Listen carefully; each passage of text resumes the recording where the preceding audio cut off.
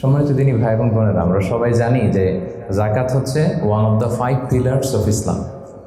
ইসলামের 5টা ভিত্তির একটা 3 নম্বর ভিত্তি। প্রথমে ঈমান, তারপরে সালাত, তারপরেই যাকাত। একটা খুঁটি, একটা তাঁবুর 5টা খুঁটি থাকে।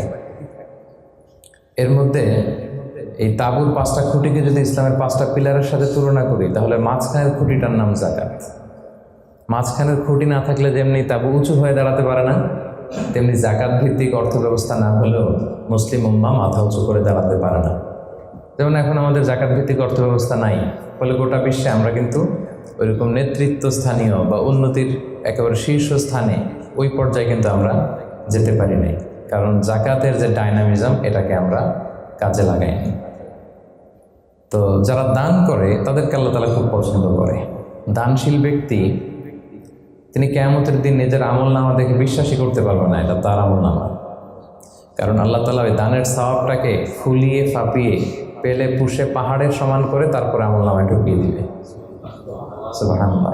এবং দানকারী ব্যক্তির যত বালা মুসিবত আছে দানের কারণে আল্লাহ এটা দূর করে দেয়। আরশের নিচে আল্লাহ তাআলা তাকে স্পেশাল ছায়া দেবে কিয়ামতের দিন, যেদিন কোনো ছায়ার ব্যবস্থাপনা থাকবে না। তো এই দানের ব্যাপারটা সব ধর্মে আছে। হিন্দু ধর্মেও কিন্তু দানের ব্যাপারে উৎসাহিত করে।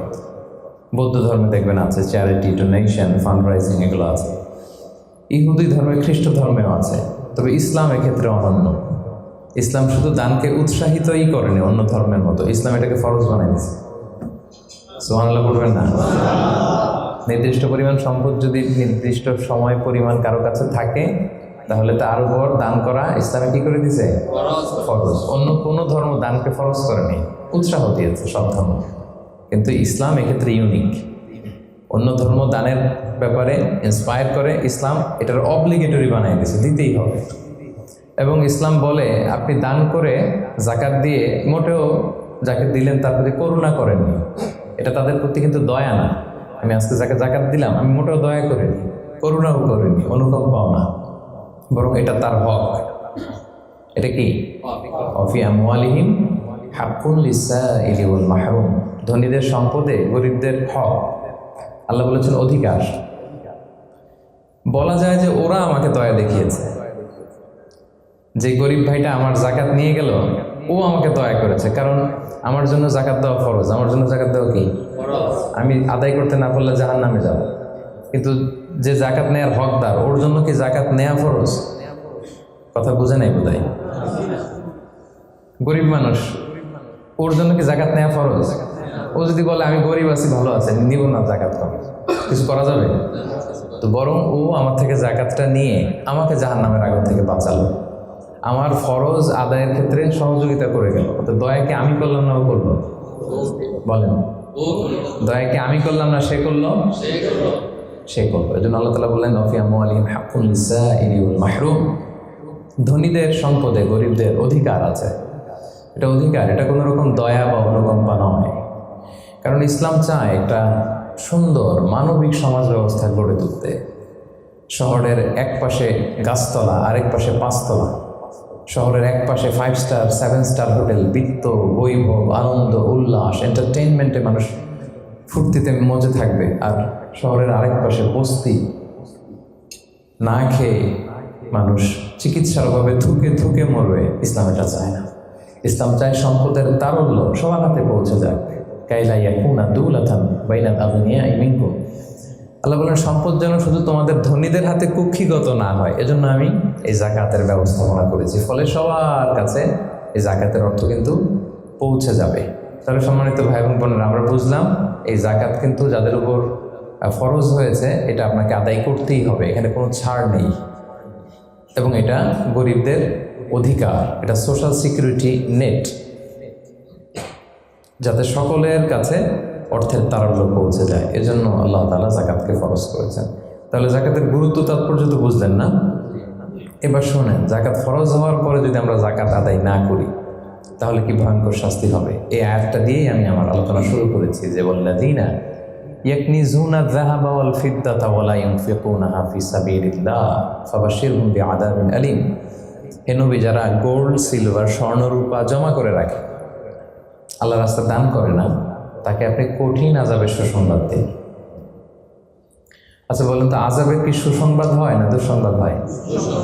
তারপরও আল্লাহ বললেন কঠিন আযাবের সুসংবাদ দিন। তার মানে বোঝা গেল আযাবটা যে খুব ভয়ঙ্কর হবে, আযাবের তীব্রতা বোঝানোর জন্য আল্লাহ এই এক্সপ্রেশন ব্যবহার করেছেন। ছেলে কথা শোনে না, তখন মা বলে দুষ্টামি করতেছো, বাবা আসলে এমন মাইট দিবে মজা টের পাবা। আচ্ছা বলো তো, মাইট দিলে কি মজা লাগে?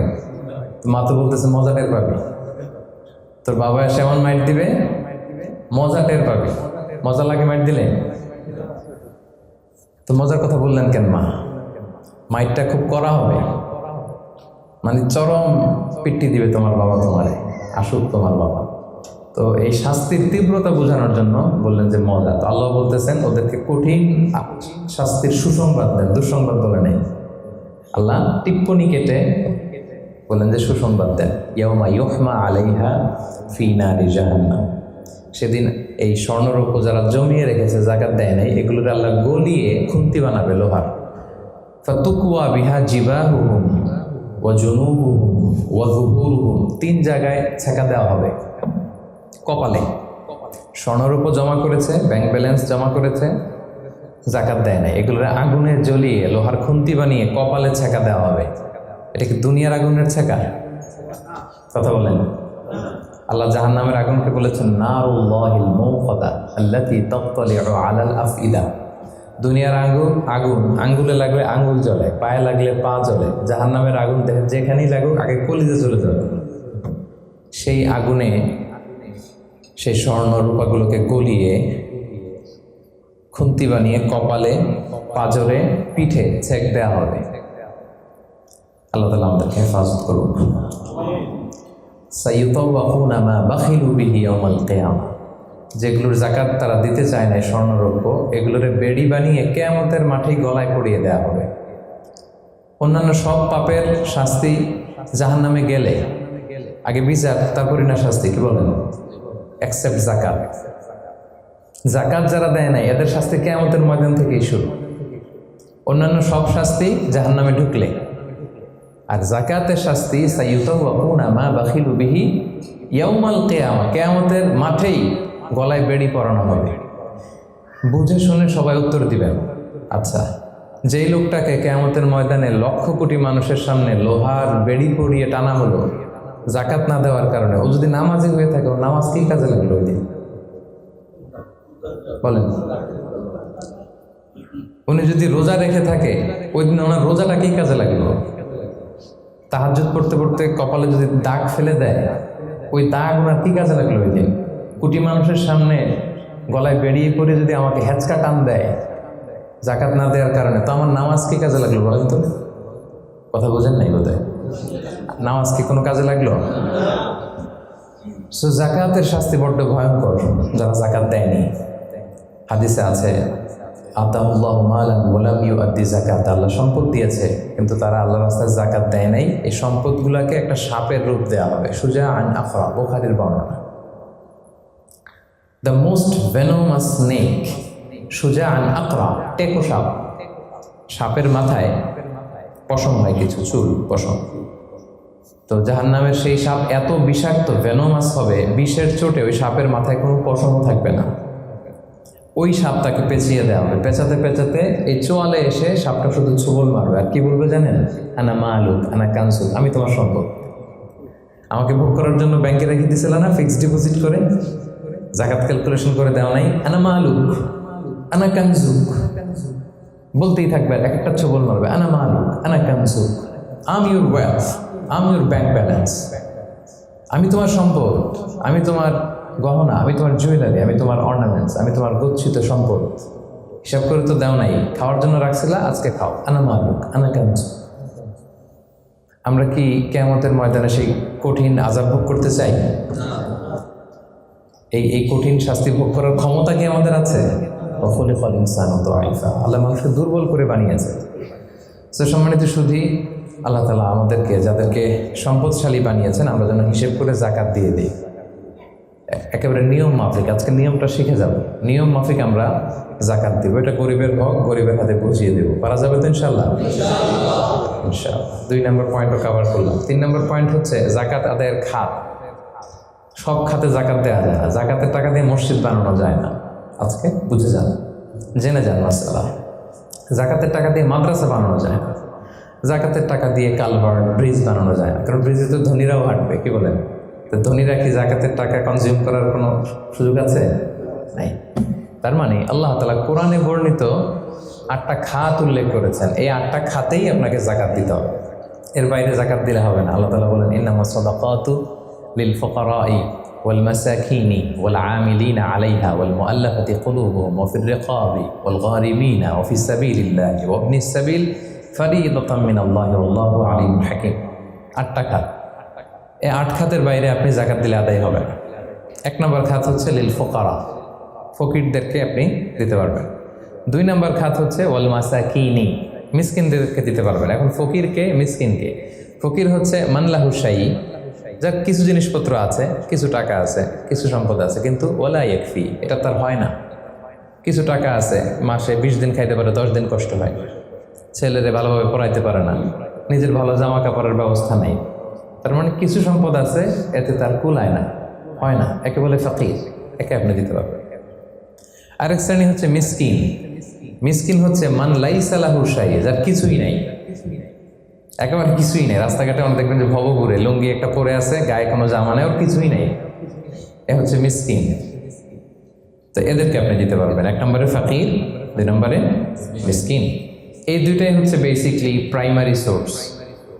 এরপর আল্লাহ তাআলা বলেছেন ওয়াল আমিলিনা আলাইহা, জাকাত ফাউন্ডেশনে যারা জব করে, জাকাত ম্যানেজমেন্টে যারা কাজ করে, এদের স্টাফদেরকে জাকাতের টাকা দিয়ে স্যালারি দেওয়া যাবে।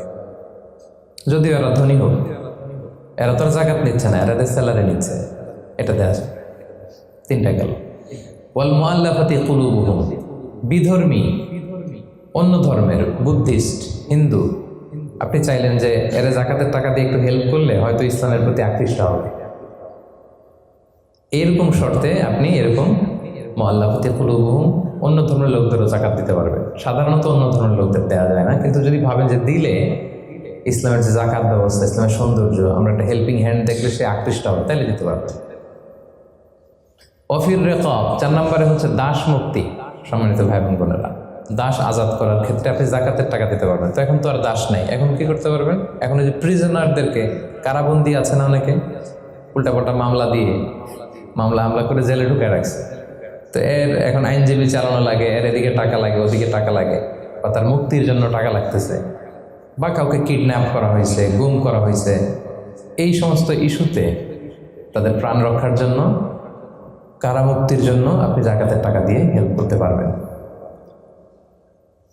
4টা গেল। ওয়াল গারিমিন, ঋণগ্রস্ত ব্যক্তি, ঋণের বোঝায় প্রতিদিন খালি ধরে পাওনাদাররা, তার মানে জীবন চালানো না বিশ্বাস হয়ে পড়তেছে, তাকে আপনি ঋণের বোঝা হালকা করার জন্য দিতে পারবেন। অফিস সাবিলিল্লাহ, 4 নম্বর হচ্ছে আল্লাহর রাস্তায় যারা আছে। এগুলোর প্রত্যেকটা আমি 1 ঘন্টা করে আলোচনা করতে পারবো। প্রত্যেকটা পয়েন্ট যদি ইন ডিটেল ফিকহি ইস্যুসগুলো নিয়ে কথা বলি, লম্বা চড়া আলোচনা হবে। আমি জাস্ট আপনাদের মাথায় একটু করে জাস্ট শোনাচ্ছি, তাহলে ওভারঅল একটা ধারণা আপনি পেয়ে যাবেন। অফিস সাবিলিল্লাহ, আল্লাহর রাস্তায় যারা আছে, এর দ্বারা উদ্দেশ্য হচ্ছে যারা আল্লাহর রাস্তায় জেহাদ করছে, ফিলিস্তিনে আমার ভাইরা জেহাদ করছে, কাশ্মীরে জেহাদ করছে, সশস্ত্র সংগ্রামে তাদের যে যুদ্ধাস্ত্র যা যা প্রয়োজন, এই ক্ষেত্রে আপনি দিতে পারবেন। আধুনিক সময় অনেক স্কলাররা বলে যে এই যে এতিমখানাতে অনেক ছেলে আছে, অনাথ, এতিম, তারপর টাকা পয়সা নাই, তারাও তো তাদের লাইফটা ইসলামের জ্ঞান আহরণের জন্যই ডেডিকেট করেছে, তারাও ফি সাবিলিল্লাহ, ওখানেও দিতে পারবে। সর্বশেষ হচ্ছে অফিস সাবিলিল্লাহি ওয়াবনিস সাবিল, পথিক যদি নিঃস্ব হয়ে যায়, তাকে আপনি জাকাতের টাকা দিয়ে হেল্প করতে পারবেন। তাহলে এই 8টা খাত ছাড়া কিন্তু সম্মানিত ভাই বোন বোনেরা, আপনি অন্য খাতে জাকাত দিলে জাকাত আদায় হবে, মন মতো দিলে হবে না। কিন্তু 4 নম্বরে আমরা জানবো কাদেরকে জাকাত দেওয়া যাবে না। এতক্ষণ তো জানলাম কোথায় কোথায় দেওয়া যাবে, এবার শুনবো কাদের দেওয়া যাবে না। 1 নম্বর, হাশিমি খানদানের কাউকে দেওয়া যাবে না। বানু হাশিম মানে রাসূলুল্লাহ সাল্লাল্লাহু আলাইহি ওয়াসাল্লামের বংশধর। আমাদের একটা বংশ আছে না, কেউ মুন্সি বংশ, কেউ চৌধুরী বংশ, কেউ ওই বংশ। রাসূল সাল্লাল্লাহু আলাইহি ওয়াসাল্লামের বংশের নাম কি? হ্যাঁ, কুরাইশের হাশিমি খানদানের বংশধর বানু হাশিম। ওরা কুরাইশ হচ্ছে অনেক বড় একটা গ্রুপ, এটার মধ্যে বানু জাহারা আছে, বানু হাশিম আছে। তো এখানে রাসূল সাল্লাল্লাহু আলাইহি ওয়াসাল্লাম হচ্ছেন বানু হাশিম। বনু হাশেমের লিনিয়েজে যারা আসবে, আপনি যদি জানতে পারেন তিনি বনু হাশেম, আপনি জাকাত দিতে পারবেন না, ওনারা জাকাত খেতে পারবেন না। তাদের মধ্যে এখন যদি কেউ গরিব থাকে, আপনি অন্য ফান্ড থেকে দিবেন, এমনি চ্যারিটি করবেন, কিন্তু জাকাতের টাকা আমাদেরকে দেওয়া যাবে না, যেহেতু নবীর বংশের সম্মানিত। জাকাতের খেজুর একবার মদিনায় স্তূপ করে রাখা। রাসূল সাল্লাল্লাহু আলাইহি ওয়াসাল্লামের ছোট নাতি হুসাইন রাদিয়াল্লাহু তাআলা তখন তো ছোট পায়ে হাঁটতে হাঁটতে যে ওই জাকাতের একটা খেজুর নিয়ে খাওয়া শুরু করছে। বাচ্চা থাকতে তো সবাই আমরা এরকমই করতাম, খাবার পেলেই কি বিস্কিট দেখলে চকলেট দেখলে এটা কার, আমার না কার, এটা দেখার বিষয় না, আগে মুখে দাও। তো হুসাইন রাদিয়াল্লাহু তাআলা জাকাতের খেজুর তো উনি বোঝে নাই, উনি হাঁটতে হাঁটতে যে জাকাতের খেজুর খাওয়া শুরু করছে। রাসূল সাল্লাল্লাহু আলাইহি ওয়াসাল্লাম দূর থেকে দেখে উনি দৌড়ে গেলেন, যে বললেন কিখ কিখ, হাদিসে আছে শব্দটা, আরবিতে বলে কিখ কিখ, মানে আমরা বাংলায় কি বলি ওয়াক থু, থু মেরে ফেলে দাও, থু ফেলো যেটা বলি। রাসূল ইসলাম বললেন লা তা'লাম আন্না লা নাকুলু সাদাকা, নানা ভাই তুমি কি জানো না যে আমরা সাদাকার মাল খেতে পারি না? নাতিকে শিক্ষা দিচ্ছে, এডুকেট করছে যে হুসাইন তুমি কি জানো না যে আমরা সাদাকার মাল খেতে পারি না, আমরা তো বনু হাশেম। এবং রাসূল ইসলাম জোর করে ওই খেজুরটা বের করে দিলেন মুখ থেকে। তাহলে বনু হাশেমের কাউকে দেওয়া যাবে না, অমুসলিম কাউকে জাকাত দেওয়া যাবে না, এক্সেপ্ট ওয়াল মুআল্লাফাতি কুলুবুহুম, যদি এই ইস্যু হয় যে এটা দিলে ইসলামের প্রতি তার একটা আকর্ষণ বাড়বে, এরকম হলে দিতে পারবেন, ইন জেনারেলি দেওয়া যাবে না। 3 নম্বর হচ্ছে ধনী কাউকে জাকাত দেওয়া যাবে না, যার টাকা আছে এরা জাকাত দেওয়া যাবে, পয়সাওয়ালা কাউকে না। তবে এখানে এক্সেপশন হচ্ছে ওই যে ওয়াল আমিলিনা আলাইহা, জাকাত সেন্টারে যদি জব করে স্যালারি দেওয়া যাবে। পথিক হয়ে যদি নিঃস্ব হয়ে যায়, আসলে ধনী তো রাস্তায় টাকা পয়সা হারাই ফেলছে, তাকে দেওয়া যাবে। আল্লাহ রাস্তায় জেহাদ করতেছে ধনী, কিন্তু জেহাদের সামগ্রীর মধ্যে যদি জাকাতের সম্পদের কিছু থাকে ওইটা উনি ইউজ করতে পারবে। 4 নাম্বার, ঔরসজাত সম্পর্কের কাউরে জাকাত দেওয়া যায় না। হ্যাঁ, আপনার বাবা, আপনার মা, আপনার নানা নানি, দাদা দাদি, যত উপরে যাক এদেরকে আপনি জাকাত দিতে পারবেন না। আপনার নিচের যারা, আপনার ছেলে মেয়ে, আপনার নাতি নাতনি, এদের ছেলে মেয়ে যত যাবে, যত নিচে যাক, জাকাত দিতে পারবেন না। গেল। 5 নাম্বার হচ্ছে স্বামী তার স্ত্রীকে জাকাত দিতে পারবে না। কেন? কারণ স্ত্রীর ভরণ পোষণ দেওয়া স্বামীর জন্য কি ফরজ বা ওয়াজিব। তা আপনার তো তার ভরণ পোষণ দিতে হবে, জাকাত দিবেন কিভাবে? স্ত্রী দিতে পারবে হাজবেন্ডকে। ইন এনি কেস আসলে হাজব্যান্ড ওয়াইফের মধ্যে জাকাত দেওয়ানোর সম্পর্ক নাকি?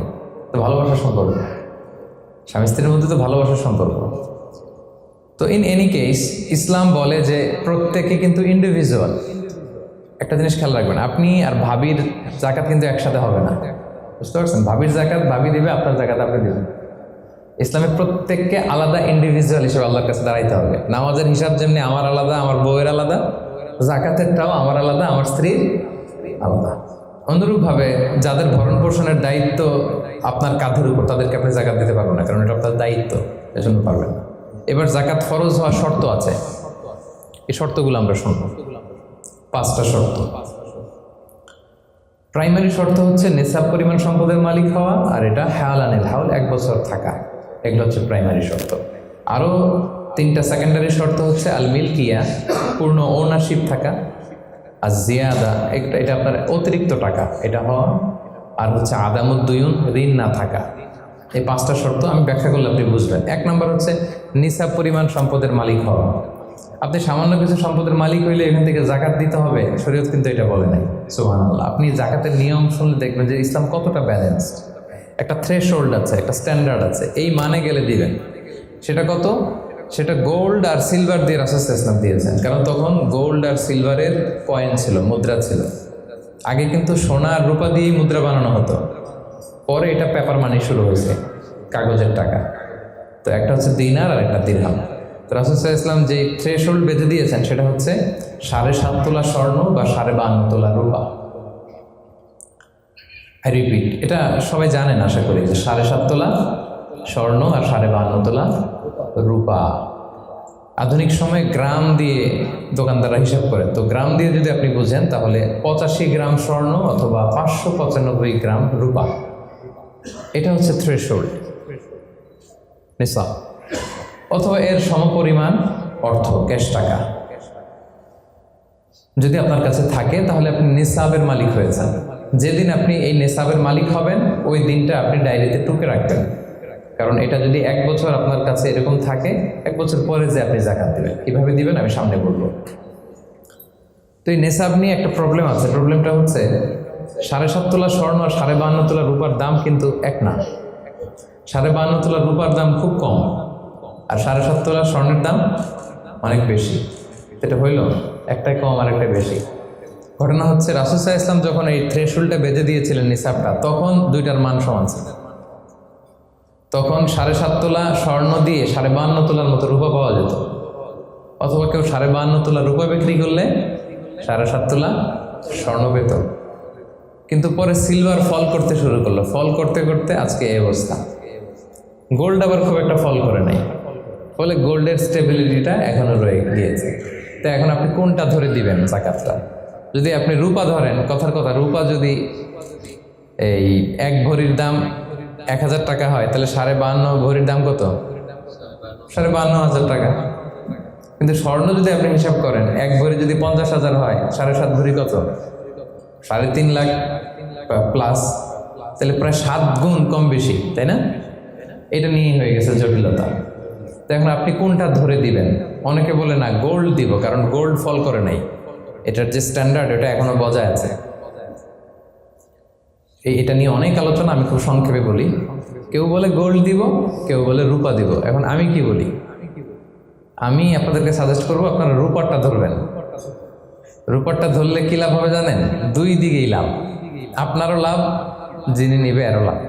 রূপারটা ধরলে বেশি সংখ্যক লোক জাকাত দান করতে হবে, তাই না? আর বেশি সংখ্যক গরিব লোকও টাকা পাবে, কি বলেন? তো 2 পক্ষে লাভ হইল না? এখন প্রশ্ন করতে পারেন, ও পাইছে ওর লাভ, আমার লাভ কি? আপনার তো সবচেয়ে বড় লাভ, আপনি সওয়াব পাবেন আখিরাতে।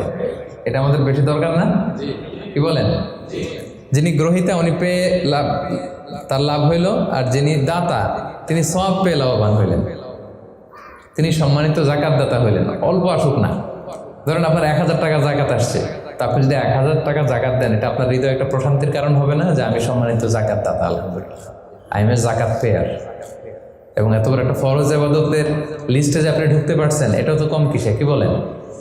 এজন্য স্বর্ণেরটা না ধরে রূপারটা ধরবেন। আপনাদের যে টাকা পয়সা, আপনাদের তো হীরা দিয়ে করা দরকার আপনাদের নেশা। এনিওয়ে, তো এজন্য আপনারা রূপারটা ধরবেন, তাহলে লোকজন উপকৃত হবে বেশি, সম্মানিত ভাই বোন বোনেরা। তাহলে 5টা শর্তের প্রথমটা তো বুঝে গেছেন, নেশাব, কি বলেন? নেশাব বুঝে গেছেন না? 2 নম্বরে হচ্ছে, 2 নম্বর শর্ত হচ্ছে শুধু এই নেশাব পরিমাণ সম্পদের মালিক হইলেই হবে না ভাইরা, এটাকে হাল আনিল হাউল বলে, মানে 1 বছর আপনার কাছে থাকতে হবে। দেখেন ইসলাম কতটা ভারসাম্যপূর্ণ। কিছু টাকা আপনার কাছে থাকলে এই জাকাত দাও না, এটা 1 বছর থাকতে হবে। যদি দেখা যায় যে আপনার সব খরচ শেষে 1 বছর এই টাকাটা আপনার কাছে অলস পড়ে আছে, তাহলে বোঝা গেল যে আপনি সম্পদশালী এবং আপনার অর্থের একটা স্টেবিলিটি আছে, কি বলেন? তাহলে আপনি নেশাব পরিমাণ সম্পদের মালিক হলেন, এবং 1 বছর যদি থাকে, 1 বছর শেষে আপনি জাকাত দেবেন। এই বছরটা কিন্তু সৌর বছর না, সোলার ইয়ারে হিসাব করলে হবে না, এটা লুনার ইয়ারে, চান্দ্র বৎসরে। খেয়াল রাখতে হবে, সৌর বছর জানুয়ারি ফেব্রুয়ারি মাসের যে হিসাবটা, এটা 365 দিনে 1 বছর। কিন্তু যেটা লুনার ইয়ার, চন্দ্র বছর, এটা কতদিন 1 বছর কে জানে? কেউ জানেন না? 300 হ্যাঁ 354 দিন, রাইট, 354 দিন, সামান্য কিছু সময়। তো 11 দিনের কিন্তু এখানে ডিফারেন্স আছে, 11 দিনের ডিফারেন্স আছে। তো আপনি হিসেব করবেন হচ্ছে চান্দ্র বছর অনুযায়ী, সৌর বছর অনুযায়ী না। তো সৌর বছর অনুযায়ী যদি করেন, তাহলে আপনার জাকাত কিন্তু 2.5% থাকবে না।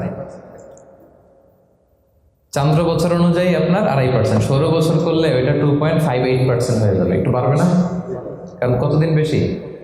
11 দিন বেশি, পার্সেন্টেজও বেড়ে যাবে। তখন কিন্তু জাকাত আপনার 2.5% থাকবে না, 2.58%। বলার আগে বুঝে যায়, কারণ সব ব্যবসায়ী সারাদিন ক্যালকুলেটর নিয়ে কোত্থেকে শিপমেন্ট হইলো, কত মিলিয়ন গেল, কত মিলিয়ন ঢুকলো, সব মুখস্থ, যেন বলার আগে বুঝে ফেলতেছে চটচট করে, মাশাআল্লাহ। তো তখন আর 2.5% হচ্ছে না, 2.58% হচ্ছে। তাহলে সম্মানিত ভাইরা, আপনি ধরেন, উদাহরণস্বরূপ ধরেন যে আপনি গত রমজানের 20 তারিখে সর্বপ্রথম নিসাব পরিমাণ সম্পদের মালিক হয়েছে। তো তারপরে আপনি খেয়াল করবেন যে দেখি সারা বছর এই পরিমাণ অতিরিক্ত অলস টাকা আমার কাছে পড়ে থাকে কিনা। থাকতে থাকতে থাকতে থাকতে এই রমজানের 20 পর্যন্ত দেখেন যে টাকা ওইটা তো আছে, আরও হয়েছে টাকা। তো তার মানে আপনি এখন জাকাত দিবেন, যেহেতু নেশাবের মালিকও হয়েছেন, আবার পূর্ণ একটা চন্দ্র বছরও আপনার অতিক্রম করেছে, স্থায়ী হয়েছে, তখন আপনি জাকাত হিসাব করবেন। তাহলে দুইটা শর্ত বুঝলেন না? 3 নাম্বার হচ্ছে ওনারশিপ। আপনার মালিকানা থাকতে হবে, যে সম্পদটা আছে খালি আপনার কাছে টাকা থাকলেই হবে না, এটা কমপ্লিট, আরবিতে তাসাররুফ বলে, কমপ্লিট ওনারশিপ আপনার থাকতে হবে। এখন একজনের আমানতের টাকা আপনার আছে, ওইটা আপনি জাকাত দিতে পারবেন? একজন 5 লাখ টাকা আমানত রাখছে, আপনি এটা জাকাত দেওয়া শুরু করছেন, হবে? এটা তো উনি জাকাত দেবে, এটা তো আপনার আমানতের টাকা, এই টাকা তো আপনার বুঝাই দিতে হবে। তো আমানতের টাকা কিন্তু কমপ্লিট ওনারশিপ আমার থাকে না, এটার হিসাব আমি করবো না। তো এটা বুঝে গেলেন। 4 নাম্বার হচ্ছে এই টাকা আপনার অতিরিক্ত হইতে হবে, আরবিতে বলে জিয়াদা। দেখেন ইসলাম কত সুন্দর। ইসলাম বলে আপনার নিজের পার্সোনাল এক্সপেন্সিস, আপনার লিভিং কস্ট, আপনার সব ধরনের অ্যাকোমোডেশন, আপনার ট্রান্সপোর্টেশন এক্সপেন্সিস, আপনার মেডিকেল এক্সপেন্সিস, আপনার বাচ্চার স্কুলিং, আপনার ইয়ারলি ট্রিপ যদি থাকে, এন্টারটেনমেন্ট, ধরেন বছরে আপনি একবার ফ্যামিলি আউটিং করেন, এই খরচটা, যত খরচ আপনার হতে পারে, এই সব খরচ শেষেও কিছু টাকা আপনার থেকে যায়, ইসলাম বলে ওইটার উপরে জাকাত দিবেন। সুবহানাল্লাহ। 5টা শর্তের সর্বশেষ শর্ত হচ্ছে ঋণ থাকতে পারবে না। ঋণ থাকলে ওইটা জাকাত থেকে বাদ যাবে। ধরেন আপনার আছে 5 লক্ষ, কিন্তু আবার ঋণও আছে 5 লক্ষ, কথার কথা, তো এটা তো আপনি আগে ঋণ দিবেন, আপনি তার জাকাত দিতে পারবেন না। এই কথাটা কি বুঝতে পারছেন? আচ্ছা, ঋণ ভাই 3 ধরনের। কয় ধরনের? 3 ধরনের। একটা হচ্ছে আপনার একবারে পরিশোধ করতে হবে, এরকম ঋণ থাকে না, যে আমি মুরাদ ভাইয়ের কাছ থেকে 1 লক্ষ টাকা নিলাম, আজকে আমার জাকাতের হিসাব করার ডেট, তো 1-2 মাসের মধ্যে টাকাটা দিতে হবে। তো তখন এই যে 1 লক্ষ টাকা উনি পাবে, এই টাকাটা আমি বাদ দিব আমার অন্যান্য অ্যাসেট থেকে, বাদ দিয়ে যদি দেখি যে না তারপরেও জাকাত হয় দিব, আর না হলে দিব না, কারণ এটা একবারে দিতে হবে। ওনারা বলছে যে 1 লক্ষ আমি একবারে দিয়ে দিব আপনাকে 1 মাস পরে, এইভাবে ঋণটা নিয়েছিলাম। তাহলে কিছু কিছু ঋণ আছে একবারে পরিশোধযোগ্য, ওকে, এটা জাকাতের ক্যালকুলেশন থেকে বাদ যাবে। কিভাবে বাদ যাবে আমি ক্যালকুলেশন করে দেখাবো।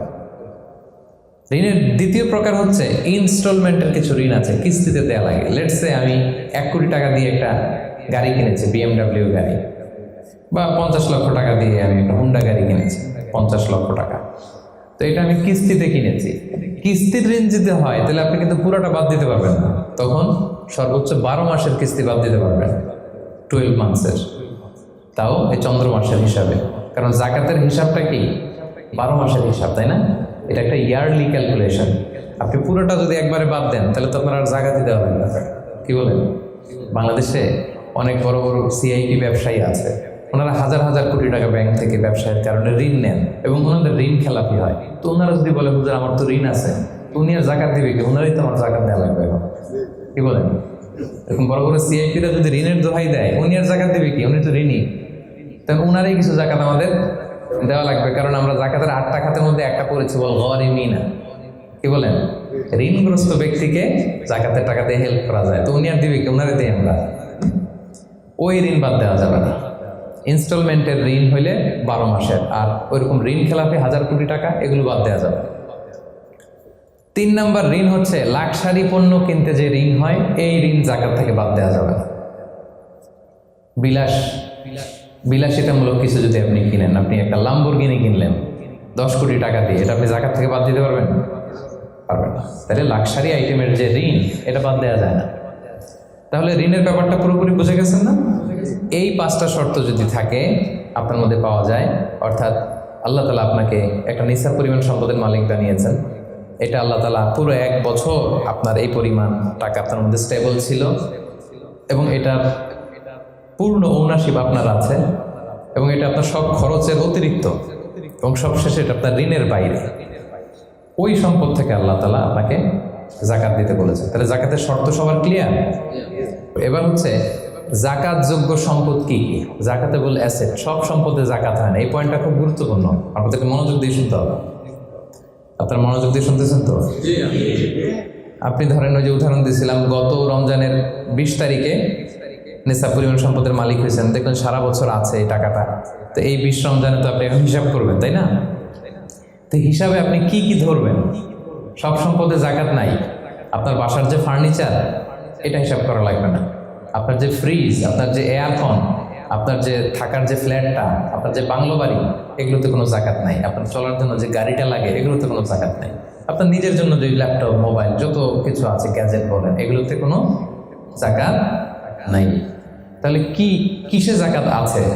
জাকাতেবল অ্যাসেট কি, জাকাতযোগ্য সম্পদ কি, সেটা আমরা শুনি। এক নম্বর হচ্ছে সোনা রূপা, gold and silver in its any form, যে কোনো ফর্মে, যে কোনো ফর্মে। এটা জুয়েলারি হোক, অর্নামেন্টস হোক, এটা বার হোক, বিস্কিট হোক। অনেকে গোল্ডের বার কিনে না, দেখবেন 999-এর ফাইনেস্ট গোল্ড, একেবারে খাপটাত নাই, 24 ক্যারেটের গোল্ড, 999 লেখা থাকবে এটার উপর চকচকে, আপনার গোল্ডের বার, গোল্ডের বিস্কিট। অনেকে শখ করে গোল্ডের প্লেট, টেট, তৈজসপত্র এগুলো কিনে। হ্যাঁ, স্বর্ণের ঘড়ি অনেকে কিনে।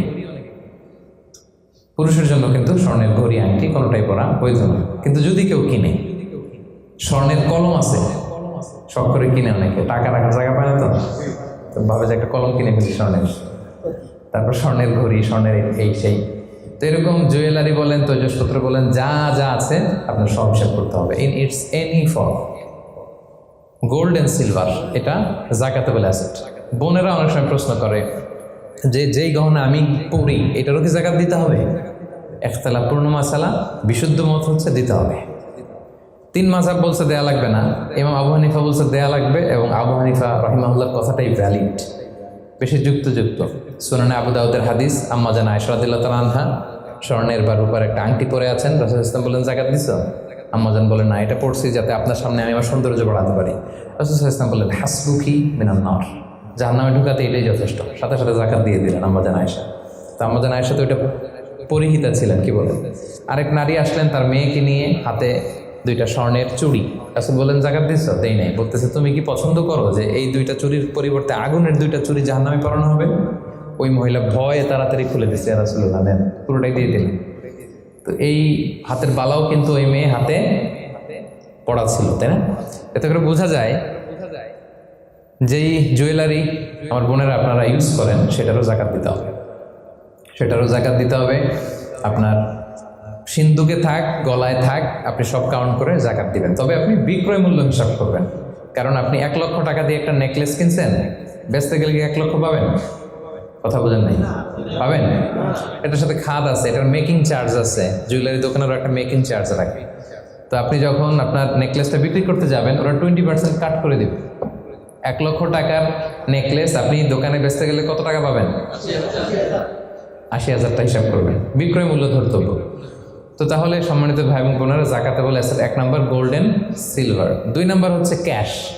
ধরেন আজকে আমি আমার জাকাত হিসাব করতে বসছি, তো আমি দেখতেছি যে আমার স্বর্ণ টর্ণ কি আছে না আছে, আমি হিসাব করতেছি।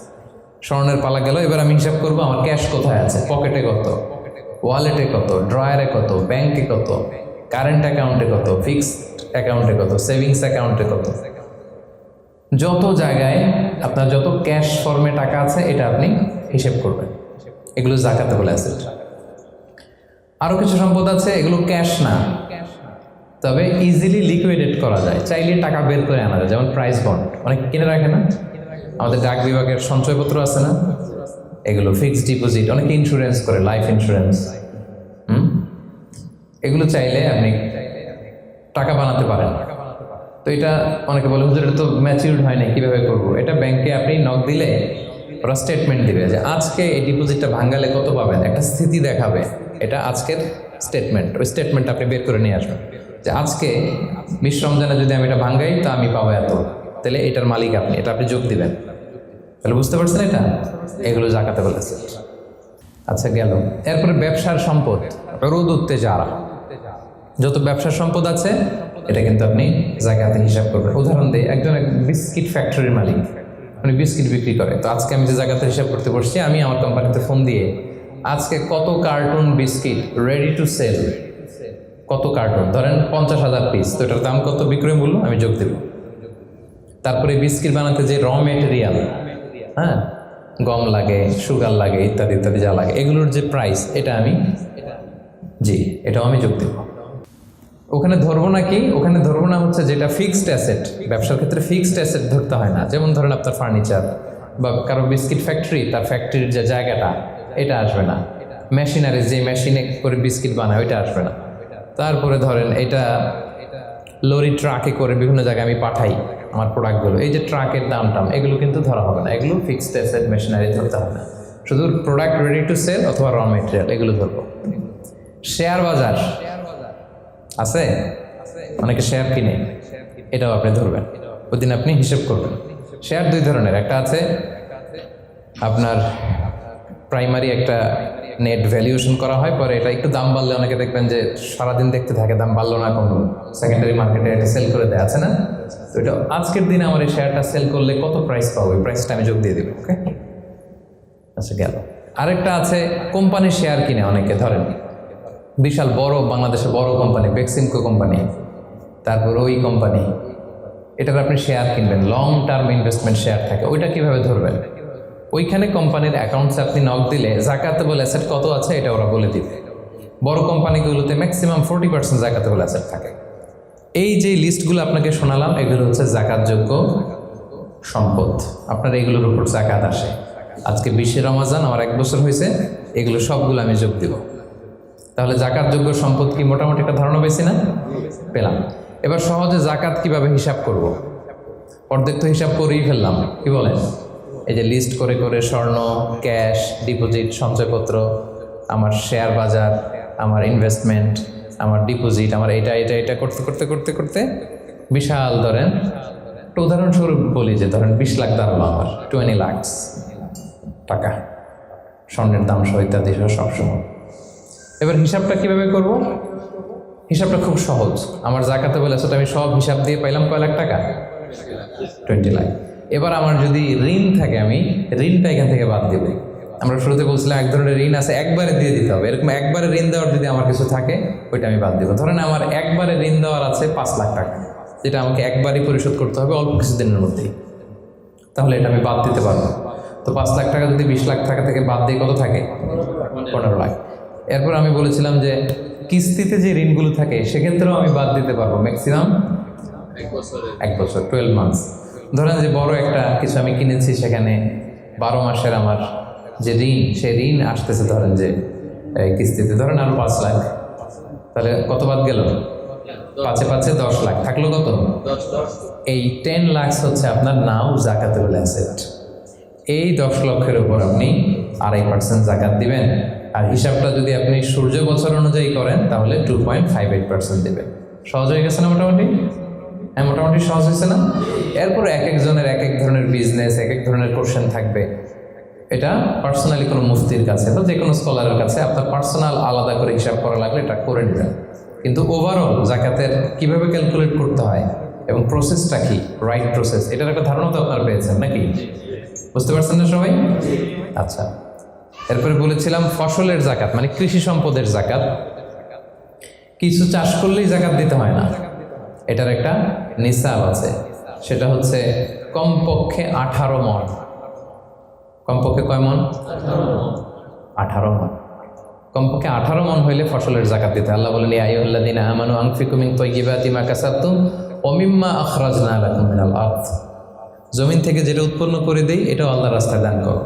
ওয়া আতু হাক্কাহু ইয়াওমা হাসাদি, যেদিন ফসল হারভেস্টিং করে ঘরে তুলবেন ওই দিনই জাকাত দিতে হবে। মজার ব্যাপার হচ্ছে ফসলের ক্ষেত্রে বা কৃষিজ পণ্যের ক্ষেত্রে কিন্তু 1 বছর অপেক্ষা করা লাগে না। এর আগে টাকা পয়সা, স্বর্ণালঙ্কার এগুলো 1 বছর আছে কিনা দেখতে হয়। কিন্তু যারা কৃষিকাজ করে ফসলের ক্ষেত্রে 1 বছর 1 বছর নেই, ফসল যেদিন কাটবেন ওই দিনই ফসলের জাকাত। তো ফসলের জাকাতের জন্য 1 বছর ওয়েট করা লাগে না। তো আপনি নিজে ধরেন ধান খাওয়ার জন্য আপনি ফসল করছেন 10 মণ, ওটার জাকাত দেওয়া লাগবে? বুঝে থাকলে উত্তর দেন। 10 মণ ধান আমি করেছি, কেন লাগবে না? 18 মণ হয় নাই। দেখেন শরীয়ত কত সুন্দর, কিছু আপনি করলেই জাকাত দিতে বলে নাই, এটা একটা স্ট্যান্ডার্ড আছে। লাইসা ফিমা দুনা খামসাতে আউসুকিন সাদাকা, 5 ওয়াসাকের নিচে জাকাত হয় না। 1 ওয়াসাকে কত এভাবে হিসাব করে বের করা হয়েছে 720 কেজি, 18 মণ। 18 মণের নিচে হলে জাকাত দেওয়া লাগবে না। আরেকটা ব্যাপার হচ্ছে যে কোনো ফসলে জাকাত হয় না যে ফসলগুলোকে গুদামজাত করা যায়, পচনশীল যদি হয় হবে না। যেমন আম রাখা যায়, কলা রাখা যায়, পেঁপে রাখা যায়, শাকসবজি রাখা যায়, রাখা যাবে হচ্ছে চাল, ডাল, গম, ভুট্টা, খেজুর, এগুলা। গুদামজাত যদি করা যায়, ওগুলো যদি 18 মণ হয় তাহলে আপনি জাকাত দেবেন। তো আম জামের চাষ যারা করে তারা কি মোটেও দিবে না জাকাতের কোনো কিছু থাকবে না? হ্যাঁ থাকবে। তাদের হচ্ছে উরুদুত্তি যারা ব্যবসার হিসাবে, ওই যে হিসাব করবে যেদিন, ওই দিন দেখবে যে আজকে আমার বিক্রি করার মতো কয় খাঁচি আম আছে, 40 খাঁচি আছে, দাম কত, ওই অন্যান্যর সাথে যুক্ত করে নেবে। কিন্তু ফসলের দিতে হইলে কমপক্ষে 18 মণ, এবং এটা গুদামজাত করা যায় এমন পণ্য হইতে হবে। কীভাবে দিব বলেন? 18 মণের বেশি করছেন, ধরেন 100 মণ হয়েছে আপনার ধান, কীভাবে দিবেন? 2.5% দিবেন না।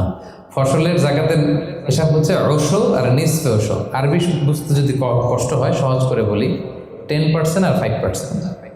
ফসলের জাকাত হচ্ছে ভাই 10% আর 5%। 10% আরবিতে বলে ওশো। কখন 10%? যখন এটা ইরিগেটেড ল্যান্ড হয়, আল্লাহর দেয়া বৃষ্টির পানিতে চাষ হয়ে যায়, আপনার আলাদা করে সেচ দেয়া লাগে না, আল্লাহর দেয়া বৃষ্টিতেই হয়ে যায়। এটা হচ্ছে কস্ট ফ্রি কাল্টিভেশন, আপনার খরচ টরচ নাই, আল্লাহ বৃষ্টি দিছে, ধান বুনে দিছেন, হয়ে গেছে। এটা 10% দেবে, 100 মণ হলে 10 মণ। আরেকটা হচ্ছে আপনার সেচ দেয়া লাগে, এটা হচ্ছে কস্ট বেসড ইরিগেট কাল্টিভেশন। আপনার সেচ দেওয়া লাগে, কীটনাশক দেওয়া লাগে, রাসায়নিক সার দেওয়া লাগে, নিড়ানি দেওয়া লাগে, এই করা লাগে সেই করা লাগে, আপনার খরচ বেশি। ওইখানে 10% না, ওখানে দেবেন কত পার্সেন্ট? 5%। 100 মণ ধানে কয় মণ দেখছেন? তার মানে the more you cost, the less you pay, the less you cost, the more you pay. সুবহানাল্লাহ। এখন যদি বলেন হুজুর আমার তো কিছু বৃষ্টির পানিতেও হয়, আবার আমিও কিছু পানি দিই, এখন কি করবেন বলেন? দেখি কে বলতে পারে? 7.5% দেবেন? এই তো ব্যবসায়ী মিলে কি সুবিধা। তখন আপনি মাঝামাঝি দিবেন, যেহেতু বৃষ্টির পানির ফ্যাসিলিটিও আপনি পেয়েছেন, আপনারও পানি শেষ লাগছে, দুইটা যেহেতু, তাহলে 5 আর 10 এর মাঝামাঝি কত? 7.5। তো আপনি তখন 7.5% দিবেন। এটা হচ্ছে বিশাল আলোচনারে এক নির্যাস আমি আপনাদেরকে শোনাবো। চলে গেল কৃষি সম্পদ। এবার পশু সম্পদের জাকাত কিভাবে দিবেন? পশু সম্পদের যে লিস্ট, এটা আমাদের জন্য অ্যাপ্লিকেবল না। 40টা ছাগল হলে একটা ছাগল বছর শেষে, 30টা গরু হলে বছর শেষে, 5টা উট হলে, এটা আমাদের জন্য অ্যাপ্লিকেবল না। কারণ পশু সম্পদের জাকাত যদি দিতে হয়, শর্ত হচ্ছে এটা সায়েমা হইতে হবে। সায়েমা মানে পশুগুলা বনে বাদারে যে ঘাস লতা পাতা নিজেই খেয়ে আসে, এটার কোনো খাওয়ানো টাওয়ানো লাগে না। কিন্তু আমাদের যে পোলট্রি শিল্প, আমাদের যে গরুর ফার্ম, এটাকে ফ্যানের নিচে রাখতে হয়। অস্ট্রেলিয়ান গাভী যারা পালে দেখবেন উপরে ফ্যান, যে দারোয়ান ওর ফ্যান নাই, কিন্তু গরুর উপরে ফ্যান, কারণ এই বাতাস না খেলে ওটা বাঁচবে না। ওইটারে ইঞ্জেকশন দিতে হয়, ওইটারে এই দিতে হয়, ওইটার ভুসি খাওয়াও, ওইটারে এই খাওয়াও। তো এই পোলট্রি শিল্প, হ্যাচারি শিল্প, দুধের বিজনেস যারা করে, তাদের আসলে রাসূল সাল্লাল্লাহু আলাইহি ওয়াসাল্লাম যে পশু সম্পদের জাকাতের যে লিস্ট বলেছেন, ওইটার আওতাভুক্ত হবে না। তো তারা কি কোনো জাকাত দিবে না? দিবে। ওই যে উরুদুত্তি যারা ব্যবসায়ের পণ্য হিসেবে, আমি দুধ বিক্রি করি, সো আজকে যখন আমি হিসাব করব, আমি দেখবো যে আমার কত লিটার রেডি টু সেল, জানলাম যে 300 কেজি আজকে আমার দুধ আছে বিক্রি হবে, এটার দাম কত, এটা আমি যোগ দিয়ে দেব। জাকাতে বলে অ্যাসেট যত আছে এগুলোর সাথে যোগ দিয়ে হিসাব করবো। বুঝতে পারছেন? সহজ হয়ে গেল না? 10টা পয়েন্টের 9টাই শেষ। সর্বশেষ পয়েন্ট আমাদের ছিল যে কিভাবে জাকাত দিলে বেশি প্রোডাক্টিভ হবে। আমরা শুরুতে বলেছি জাকাতে শাড়ি বলে ইসলামে শাড়ি নেই, জাকাতে লুঙ্গি বলে লুঙ্গি নেই, এগুলো দিলে জাকাত যথাযথভাবে আসলে আদায় হয় না। তো জাকাতটা আমরা প্রোডাক্টিভ ওয়েতে দিব। দুইভাবে দিলেই আদায় হয়। একটা হচ্ছে আপনার রেগুলার যে নেসেসিটি, এগুলো পূরণের জন্য জাকাত দিলেও হবে। যেমন খাওয়া নাই তো আপনি খাবার কিনে দিলেন, জামা নাই জামা কিনে দিলেন, চিকিৎসার অভাব, অসুস্থ আপনি ওষুধ কিনে দিলেন, আদায় হবে। কিন্তু একটা দারিদ্র বিমোচন হবে না? হবে। আজকে আপনি কিছু খাবার দিলেন, ও খেয়ে কালকে আবার ওদিকে জাকাতের লাইন, ওদিকে যে দাঁড়াবে, কি বলেন? এরপরের দিন শুনবে যে ওইখানে নাকি শাড়ি দিবে, ওইখানে যাবে। আপনি যদি পার্মানেন্ট সলিউশন করার ট্রাই করেন, এইটা হচ্ছে সবচাইতে ইফেক্টিভ, সবচাইতে প্রোডাক্টিভ।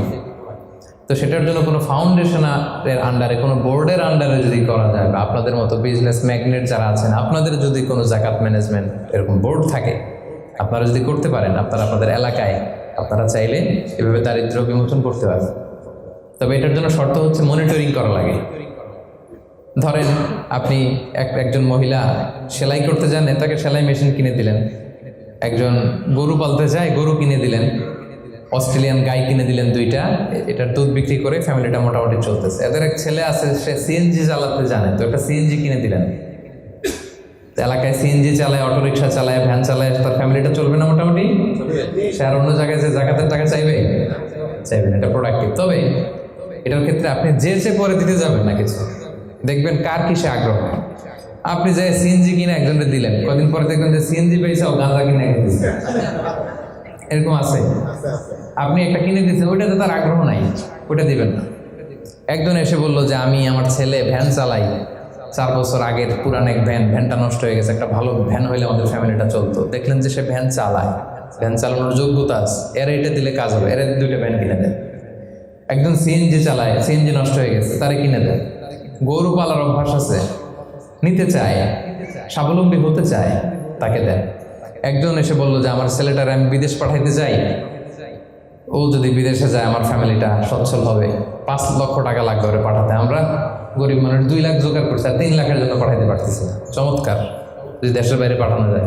আপনি ওখানে 3 লাখ টাকা দিয়ে ছেলেটারে বিদেশে পাঠাই দিলেন, ওর প্রবাসী হিসেবে ও যে টাকা পাঠাবে, ওর পাঠানো টাকায় ওর ফ্যামিলিটা সচ্ছল হয়ে গেল, ঠিক না? এইভাবে যাকে যেটা দিলে এটা আপনি বুঝবেন, যার ক্ষেত্রে যেটা অ্যাপ্লিকেবল, তাকে যদি আপনি ওইভাবে জাকাতের টাকাটা দেন, ওটা বেশি প্রোডাক্টিভ হবে, ওটা বেশি ইফেক্টিভ হবে।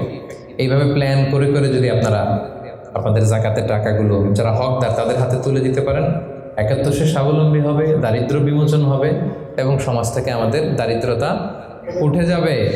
দারিদ্রতা খুব খারাপ জিনিস। রাসূল সাল্লাল্লাহু আলাইহি ওয়াসাল্লাম এই দারিদ্রতা থেকে পানাহ চাইতেন। রাসূল সাল্লাল্লাহু আলাইহি ওয়াসাল্লাম সবসময় পড়তেন আল্লাহুম্মা ইন্নী আউযু বিকা মিনাল ফাকরি ওয়াল কিল্লাতি ওয়াল যিল্লা, মানে হে আল্লাহ, আমি দারিদ্রতা, আমি কমতি আর আমি জিল্লতি থেকে পানাহ চাই। রাসূল সাল্লাল্লাহু আলাইহি ওয়াসাল্লাম সবসময় দারিদ্রতা থেকে পানাহ চাইতেন। সো এই দারিদ্রতা বিমোচনের জন্য জাকাতের যে ডায়নামিজম, এটা আমাদেরকে প্রপার ওয়েতে কাজে লাগাতে হবে। আশা করি যে 10টি পয়েন্টে আপনাদের সাথে জাকাত ম্যানেজমেন্টের উপর আলোচনা করেছি। সবাই বুঝতে পারছেন না পয়েন্টগুলো? ওভারঅল কিভাবে জাকাত প্রসেসটা হয়, জাকাত দিতে হয়, একটা ধারণা হয়েছে না? আল্লাহ তাআলা আমাদের সবাইকে কথাগুলো বোঝার ও আমল করার তৌফিক দান করুন। আল্লাহ তাআলা তার মেহেরবানিতে আমাদের যাদেরকে সম্পদশালী বানিয়েছেন, আমরা যেন জাকাত দিয়ে ধন্য হতে পারি, আল্লাহ তৌফিক দান করুন। আমরা যেন এই জাকাতের মাধ্যমে দারিদ্রতা বিমোচন করতে পারি, অভাগা সুবিধা বঞ্চিত মানুষের মুখে যেন আমরা হাসি ফোটাতে পারি, আল্লাহ তাআলা তৌফিক দান করুন।